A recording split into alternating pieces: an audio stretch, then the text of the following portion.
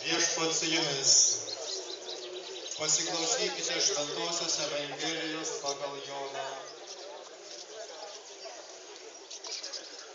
Pirmosios savaitės dienos vakare, durims, kur buvo susirinkę mokiniai dėl žydų baimės esant užrakinti, atėjo Jėzus, atsistojo viduryje ir tarė: ramybė jums.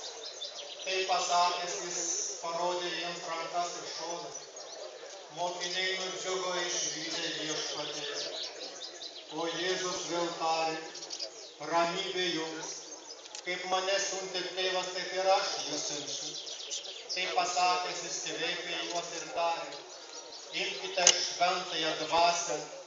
Kam atleisite nuodėmes, tiems jos bus atleistos.